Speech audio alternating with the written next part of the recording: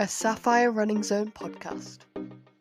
Hi everyone, this is Tim from the Sapphire Running Zone, and today we've got another in our podcast series that looks at why do you run? And we are going to be talking to Ian today about why he runs, what he's done in the past, and how he is helping charities with their fundraising. So he's got a great campaign going, and we're going to have a real detailed conversation about that. So welcome, Ian. Tell us what you do as your day job and how you got into running and what running means to you now. Tim, thanks so much for having me on. What I do for my day job is exceptionally dull and boring. I'm a marketing and communications freelancer. So I spend my life writing a lot of words for organizations that are not very glamorous. What running means to me and how I got into it, that's quite a complex thing for me. I have some quite complex feelings because I am a terrible, terrible runner. I find running incredibly difficult, really challenging. I'm got exercise-induced asthma, so genuinely every step is a challenge for me. But I appreciate that it's good for my health.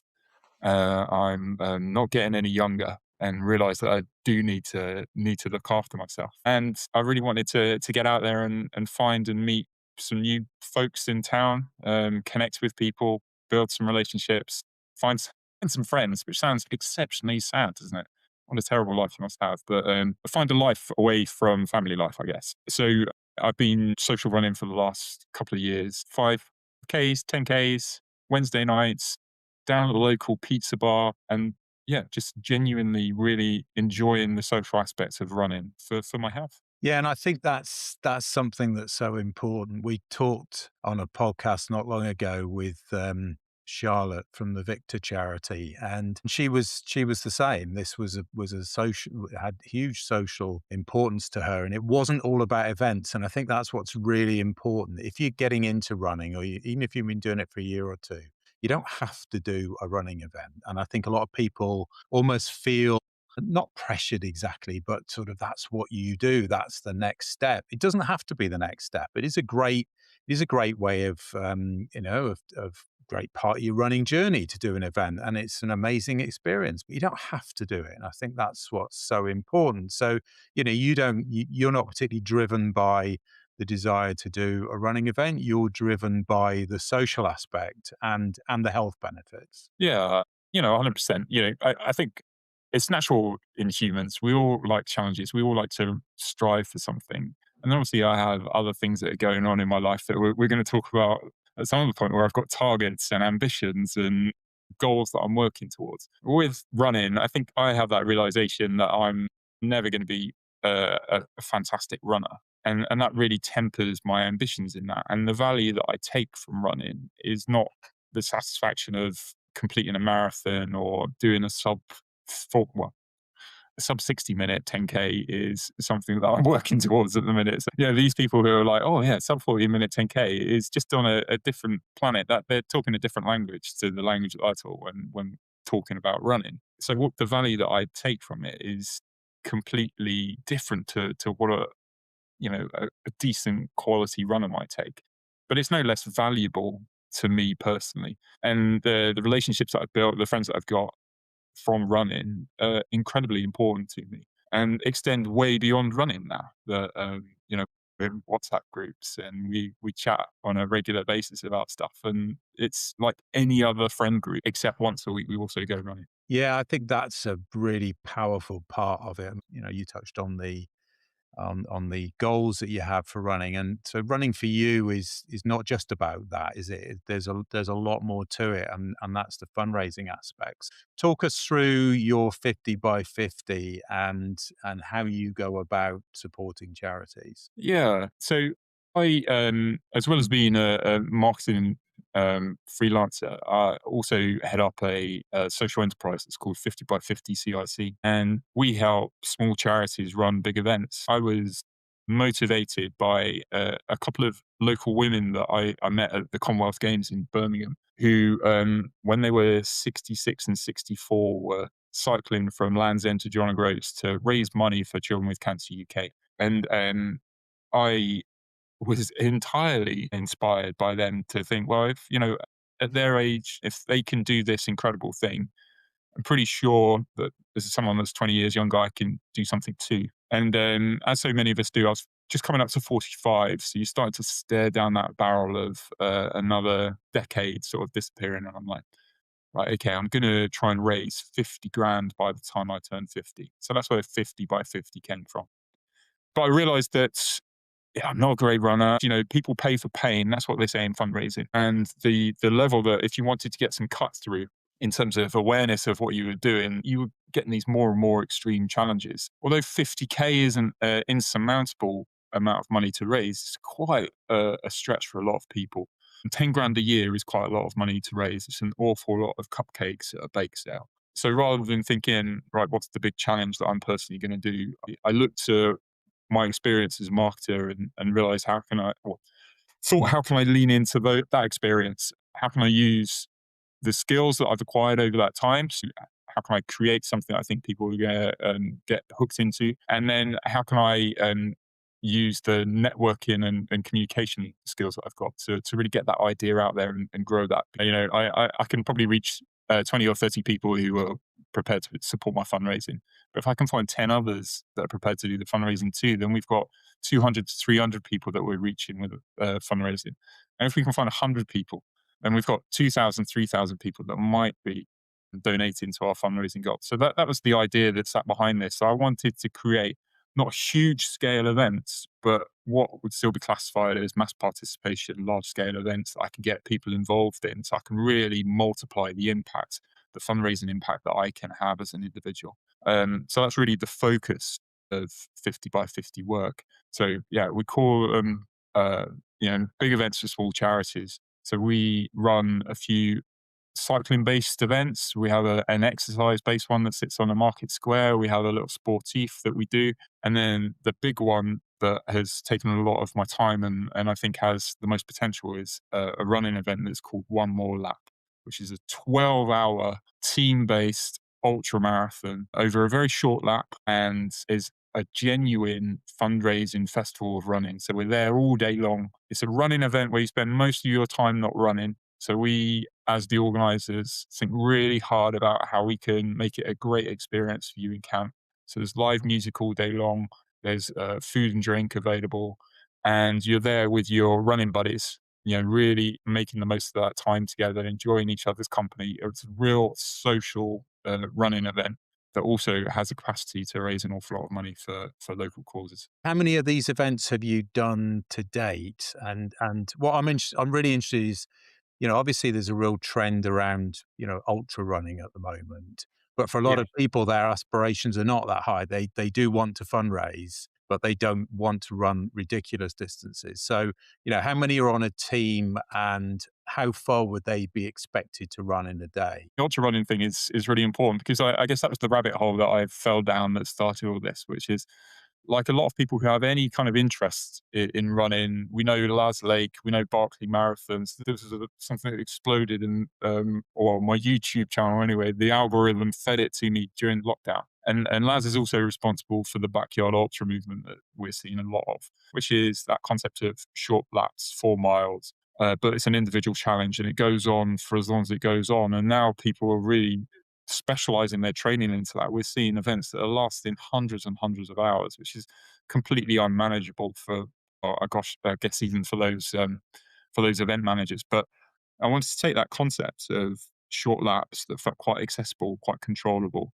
and then make that manageable as an event organizer. So capping that at 12 hours seemed like a really sensible thing. So short laps for us doesn't mean 4 miles. Short laps for us means between 3/4 of a mile and a mile. So, you're always relatively close to camp. Our courses are nearly always pan flat as well. So it's not challenging terrain. It's really doable running terrain. And we started this back in 2024, where we had our first event here in Lichfield with One More Lap for Kids Village. Kids Village are a local children's charity who are building the UK's very first holiday respite village for seriously ill children and their families. I'm based in Lichfield in the West Midlands, just about 20 miles north of Birmingham, and Kids Village is being built as we speak. This was a great opportunity for us to do some fundraising for them, who are a really small charity. We're a small team. this was a great way for people to get involved and get behind Kids Village. How do you make an ultra marathon accessible was something that we spent quite a lot of time thinking about. So the really short laps was an important part of that. But then the other bit was, well, you've got to make it team. You've got to make it a team event. Let's make this a team relay. So you can go out and do a lap and then hand over to your running buddy and they can go and do their laps. You can have a sit down in camp. You can have some food, some drink, have a bit of recovery, have a bit of a chin wag, listen to the music, enjoy yourself, relax and recover, and then go out and do some more laps when it's your turn again. And so we have 4 to 6 people on a team, and they, like I say, run relay style around there, and it enables them to have a real mix of runners as well. So you can have, if you've got a Forrest Gump runner on your team, fantastic. They can go and blast away some miles as they want to. But if you're not a fantastic runner, well, you've only got to be able to do, 3/4 of a mile, and you're back in camp and you've done your lap, you've been part of the event, you've done some time, that's fantastic. So realistically, we tell people if you can run 5 to 10K, you are absolutely smash a one more lap event because, you've already got 30 minutes running in your legs. You've already got an hour's running in your legs, and you'll be able to bang out a mile lap is what, 1.6K. So you can do that without any worries. You can do that. And the nature of doing team relays across a fixed period of time, across those 12 hours, is that people will come and run further than they've ever run before in their lives, and they won't know it. It's like secret distance running. So we had runners who can comfortably run 10K, come and do 20K plus across those 12 hours. And it's not easy, when they get to sort of 7 o'clock at night and they're doing their final stints, their legs are telling them that they've done running that day. Um, but actually they've managed to do some incredible distance without, doing more distance than they would be able to do if they just set off and ran. Well, I'm not going to run 20K today because I just can't do that. Yeah. It's an ultra marathon for park runners. And how does the fundraising work then per entrant? So we have a slightly different model. We make all of our one more lap events. In fact, every 50 by 50 event we run free of charge. We think that community events, and that's what these are, nearly all of our runners come from the local community. We think community events should fundamentally be free to access. So we don't charge people to come and run at one more lap. Instead, what we do is we ask them to do some fundraising for us. So they sign up for free, and in doing that, they commit to a small fundraising obligation. For us, small fundraising obligation means £100 per runner. So we're not asking people to do something extreme. We understand, there's cost of living, cost of giving crisis at the moment. It's incredibly tough. We've seen just today, actually, as we're doing this recording, the Charities Aid Federation has announced that, there's been a massive downturn in the amount of giving that's happening. We really recognise that. So we ask each of our runners just to raise at least £100. So that's £10 from 10 pals. That's all we're asking. That's a tank of fuel at the minute. That's a meal out for 4 people. And if they can do that, then we know we've got the capacity to raise tens of thousands of pounds off 50 to 80 runners at your first event. You can easily raise 20 grand out of an event like that because you're thinking at scale.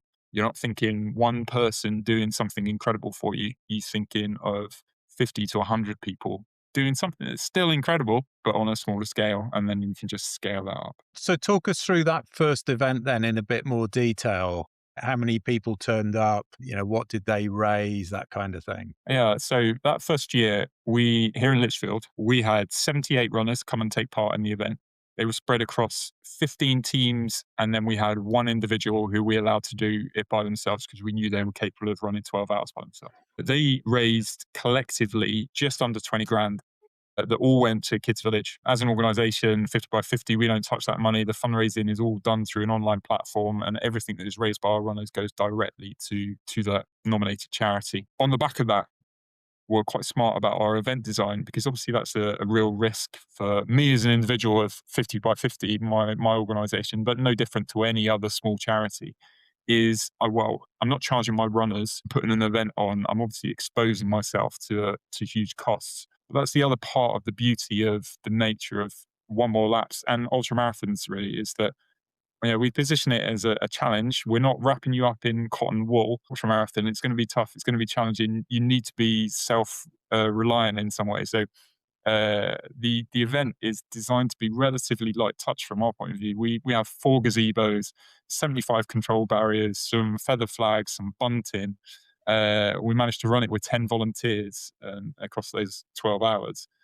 We don't have fancy chip timing. We have paper and pencil and a couple of volunteers who mark things down. We don't have a fancy leaderboard. We have a whiteboard. So once an hour, we go and get our lap counters and they bring them back into town, and our team at HQ will work out how many laps people have done. And that becomes a real sort of moment in camp when we do the hourly reveal of where people are on the leaderboard and how people are getting on. We work with local music groups, so we manage our costs that way.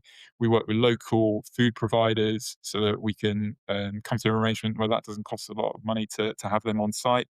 And then we work with local businesses in the community to do sponsorship of the event. So year one for a 12-hour run-in event on council-owned property in the centre of Lichfield, and that cost us £3,500, and all of that was completely covered by sponsorship from local companies and individuals. Year one, we were able to donate 100 quid on top of the money that our runners raised. So it was close, but we covered our costs. So it didn't cost us as an organisation, it didn't cost Kids Village as a charity a single penny to run that, because we designed it to be relatively low cost in the first place.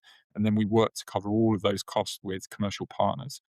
And that did mean that every single penny that our runners raised, bearing in mind there are some platform fees I totally accept and all the rest of it, but that money went to Kids Village. Fantastic. What happened the following year? So the following year, you need to plant that acorn. That's how I think about this. Year one is that acorn. Let's get that planted in the ground and let's let that grow. Year two, September 2025, we had 178 runners. So we've more than doubled in terms of our size of runners. They were spread across 30 teams. So our camp had doubled. There were 36 teams. So our camp had more than doubled as well. And our costs were a little bit higher. We had to pay for a couple more things. Don't get me started on Portaloos. So our costs are a little bit higher because we've got more people. And so we spent just over £5,000 in year two, and we raised 38 grand. So we doubled what we'd raised the year before. And then we had £2,500 left over in corporate sponsorship that year because we were able to evidence everything. So we were able to show runners, this is the experience that you can have. That word of mouth from people that had taken part the year before that were telling their friends how enjoyable they are. Ultra marathon, that's genuinely good fun to be part of. Who's heard of such a thing? This isn't about destroying you as a runner. This is about giving you a really good time. And it enabled everything to be so much easier year two. And now we're planning year three, and we're really reaping the rewards of those first 2 years. Hopefully, this year is going to be bigger and better. So 2 years, we've raised 55k for Kids Village, and this year, hopefully, we're going to beat that. And other venues? Are there other venues planned for this year? Yeah. So that was the other thing that happened last year, was that we had a team that came down from Manchester, and one of the runners was like, "I love this. Have you thought about doing it elsewhere?" So last year we rolled out one more lap for Warrington Youth Zone, which took place at the Cheshire Polo Club at Tarpley. We were obviously raising money for a local charity up there, so that our runners could connect more closely with that charity. And so Warrington Youth Zone are I'm going to say small charity, but they're part of a network of charities that create youth clubs like you have never seen. This is not a village hall with a table tennis table. They have, state-of-the-art facilities, purpose-built. So we worked with them. It was a smaller event. We had just over 50 runners, year one up there, but we managed to raise 32k because we had the right people involved. And once again, didn't cost them a penny as an organisation because everything was covered by corporate partnerships. So Speedy Hire they gave us barriers, and they gave us lights, and the local Portaloo company gave us toilets. And they'd already got some event insurance, so they didn't even have to pay for extra event insurance. So it was a really, really low cost. I think we spent under £1,000 for them at Warrington Youth Zone so that they could raise 32 grand off this running event. And that 32 grand paid for a free meal for every single child in 2026 at Warrington Youth Zone. They dish up 1,000 free meals to children every year. So off that one running event, it was a really, really lovely outcome to have. God, you must have been pretty popular up there then, weren't you? Well, yeah, do you know what? It's one of those things where that's what we want to do. That's what 50 by 50 was really about. This wasn't about making money or making us feel special and clever and going, well, we'll tell you the secret sauce if you give us 6 grand. What it was coming up with an idea where we could do some fundraising and then working with other partners so that we can help them do some fundraising as well. Because we know how tough those times are for organizations out there. We know how popular running is. And we're just able to come up with, a nice little recipe, a nice event that we want to tell people how to run. So this year we're going to have 3 events. We're doing one in Hertfordshire in June. It's called One More Lap for Helping Hearts. We'll then be back here in Lichfield in September with One More Lap for Kids Village, and then we're back up in Warrington, back up at Tarpley with One More Lap for Warrington Youth Zone. And then next year we're having conversations with a couple of other charities already because we just want to spread this as far as we can. We can see the potential for it, and if we can end up going, well, you know what, this little idea that we had to raise some money for a local charity has helped raise 500 grand, has helped raise £1 million, whatever it might be, by making people run round fields or lakes in little circles for a day, then, fantastic. What an incredible thing to be able to do. So that's what we really, really want to do. Just give this idea, help support as many charities as we can to make money off the back of it. Fantastic idea. What sort of numbers have some people managed to get to? Presume you've had a few superstars along the way, have you? Yeah, absolutely. So we incentivize the behaviors that we want to see. So we know, there are a couple of things which people go, oh, free events. Well, we make it a team thing. So number one, if you're part of that team and you decide that you don't want to do it or you don't turn up, you're not letting me as an event organizer down, you're letting your teammates down. So people commit in a different way. But we also incentivize involvement by running a best dressed gazebo competition. So we have a lovely little prize where we have like a food hamper and a couple of bottles of champagne that we give to the team that has done the best dressed gazebo. And that makes people just psychologically invest in the event a little bit more because they're spending the month before the event really thinking hard about their outfits they're going to wear on the day and about the how they're going to decorate, do up their gazebo on that day. So once again, that's just about commitment to the event. And then the other big one for us is we incentivize fundraising. So we have a really nice team prize. Last year for the Kids Village event, One More Lap for Kids Village, we gave away a holiday here in the UK. They're a charity partner of Kids Village. So they were able to give away a holiday voucher for the winning team. And that winning team, they raised over 4.5 grand. So they really, really went for their fundraising. And that obviously had a huge impact on it. But being able to incentivize that was an important part. And you will find some people who raise 80 quid. Obviously, we're going to try and nudge them along to get them to that 100 quid that we want them to do. But we know that we're going to find those teams that will do the 2 to 3 to 4,000 pounds. And they more than make up for those people that don't quite hit that 100 quid target for us. And ultimately, the mindset that I come to this as an event organizer is that I know that my costs are covered. So that every single penny that is raised, regardless of whether it is a single penny by our teams or whether it is 4.5 grand by our teams, that's money that is going to that charity that they wouldn't otherwise had. So that's the key to me, getting my costs covered and then just encouraging people to come along. And by giving them a free event, by giving them a great experience, we're hoping they're going to reciprocate by doing some fundraising for us. Yeah, I think it sounds absolutely incredible. And it's a great example to everybody that, you've got a fundraising goal in your head, an aspiration. You don't have to do it by going out to friends and family doing a marathon. I mean, obviously, that's a lot more straightforward than what you're doing. You've done it in another way. You've facilitated something very special. I could see this becoming really significant over time. It's just a case of you getting as many volunteers as possible, I suppose, to help you actually roll this out, isn't it? Because you've got a limit on your time and you need others to help you. Yeah, definitely. What we're looking at is with the partner organisation, the part of the charities that we're working with at the moment. What we have as 50 by 50 is the experience and the knowledge of how to successfully run these apps. Year one, people think the hard thing is going to be the event admin, the logistics around it. And year one, the hard thing is actually getting runners through the door. So we support people on that journey of these are the things you need to do to make the event happen. These are the kind of companies you need to talk to get your costs covered. But that's relatively straightforward because most of those relationships probably exist one way or another in the organization. The tough thing is getting runners through the door. So we can talk about how you position this event in people's mind. Not everybody wants to do an ultra marathon. Some people find it frightening, that just that very word. Some people find the 5K thing frightening. So it's making sure that we can position it in the right way. This is like genuinely a fun day out with your mates, and you do a bit of running on the side. It's as much of a challenge as you want it to be, kind of conversation. And we support people with that. But it's definitely up to those organizations to make the event happen. But we're there to support you on that journey. But for the runner, it's yes, it's an ultra marathon in sort of in name, but it isn't really in reality, is it? Because an ultra marathon, if you've got a target of 50K or 100K, you personally have got to do that. If you decide on the day that actually 10K is enough for you, or even if you decide going into the event that 10K is enough for you, but you've got a team that is happy to do a bit more, well, that's fine, isn't it? So Yeah, absolutely. really, it's not a scary prospect, really.